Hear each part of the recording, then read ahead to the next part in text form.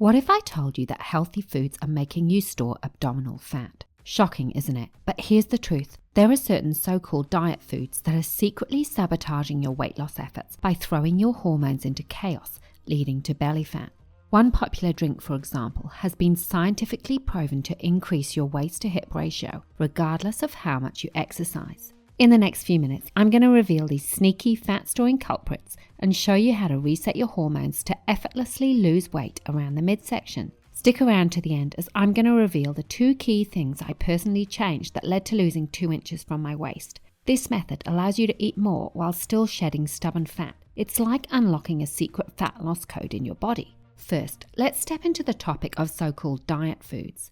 They are foods such as low-fat yogurts or ice creams and certain weight loss shakes. At first glance, they may appear to be a healthy choice, but here's the reality. These foods are often loaded with artificial sweeteners or sugar alcohols, which can disrupt our body's natural functions. When we consume these high-sugar foods, our bodies react by releasing insulin, a hormone that plays a vital role in controlling blood sugar levels by aiding in transporting glucose into cells for energy. But continual consumption of these high-sugar foods can lead to insulin resistance, meaning that cells don't react as effectively to insulin, forcing our bodies to produce more to achieve the same effect. Therefore, over time, this surplus of insulin can result in fat accumulation around the belly area. Simultaneously, these sugary diet foods stimulate a dopamine release in our brains. Dopamine is a neurotransmitter associated with pleasure and reward, making us feel good. However, the issue arises when we start associating these high-sugar foods with feelings of satisfaction and pleasure,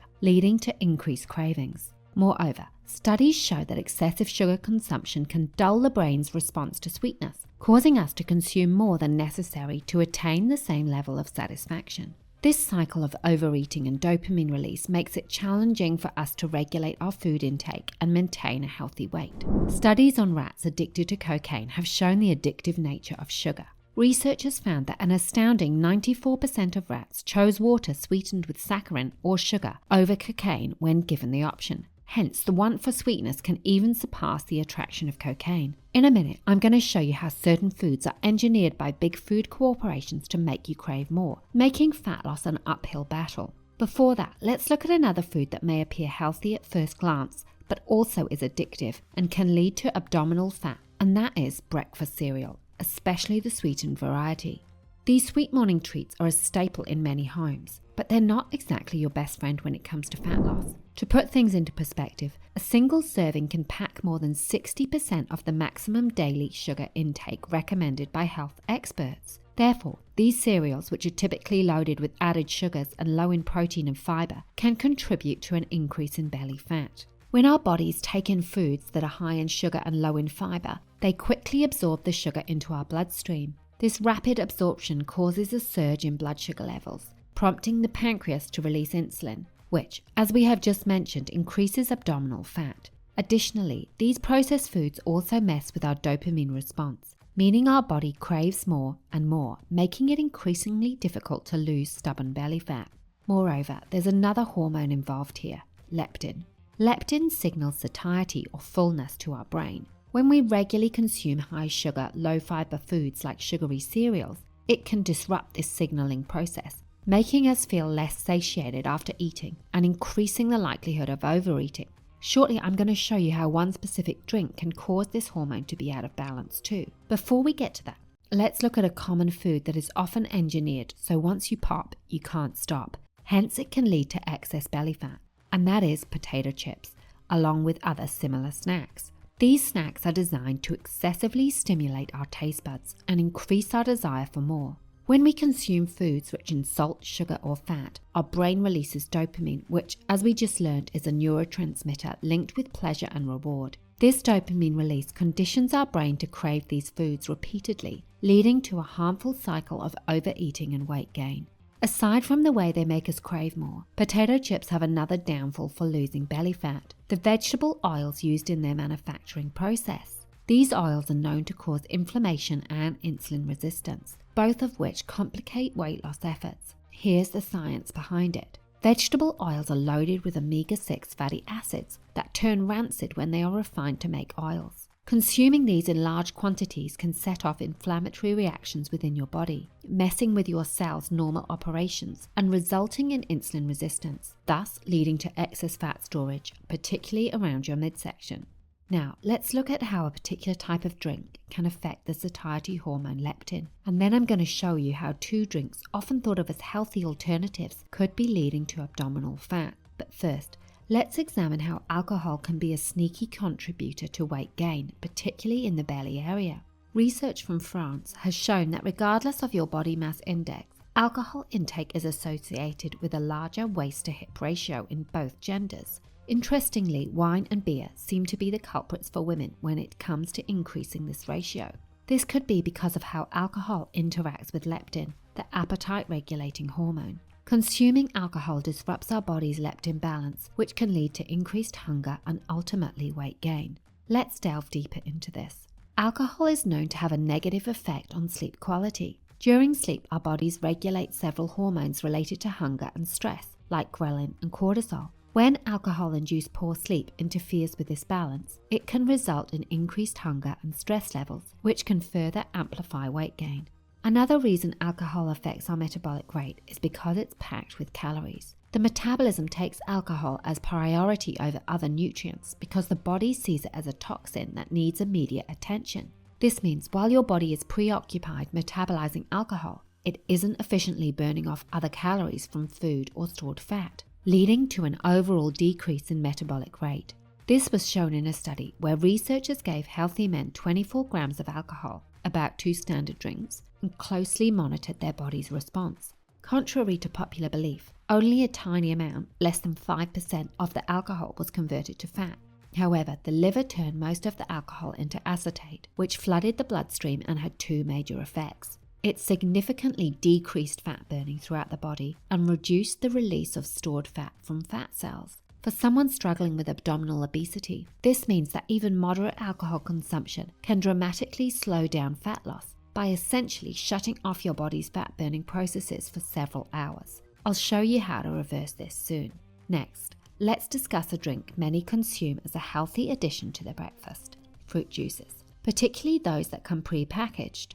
This is because fruit juice is high in sugar and has no fiber or fat content. Without these, your body swiftly takes up the sugar and dumps them into your bloodstream. This speedy absorption can lead to a sudden spike in your blood sugar levels. This abrupt sugar influx prompts your pancreas to pump out insulin. As we've just learned, high insulin levels can lead to abdominal fat. Additionally, the lack of fiber in fruit juices also messes with hormones like leptin and ghrelin that govern hunger and fullness cues. Fiber puts the brakes on digestion and imparts a feeling of fullness, thereby keeping these hormones in check. In its absence, you might find yourself battling frequent hunger pangs and overeating as leptin, the fullness hormone, drops, while ghrelin, the hunger hormone, rises. Therefore, to tackle this, opt for whole fruits instead of fruit juices. Whole fruits pack natural sugars along with fiber, which slows down absorption and wards off insulin spikes. Moreover, they offer essential nutrients that bolster overall health while keeping you satiated for longer periods.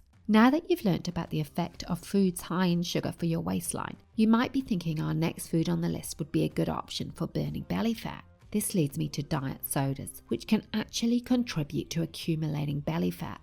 The main culprit here is the artificial sweeteners found in these drinks, such as aspartame and sucralose. Studies have indicated that these sweeteners can interfere with our gut microbiota, the vast community of bacteria residing in our digestive tract that play a crucial role in our overall health, including metabolism regulation. When we ingest artificial sweeteners, it can alter both the composition and function of these essential gut bacteria, resulting in glucose intolerance, a state where your body struggles to process sugar efficiently. If not addressed, this can evolve into insulin resistance, creating the same problem as the calorie-laden drinks we've just mentioned. Thus, to lose belly fat, go for options like sparkling water with lemon or unsweetened tea, which don't disrupt our metabolic functions or cause unnecessary fat storage. Now, for another food often considered as healthy. In fact, it's probably in your pantry right now, and that is bread.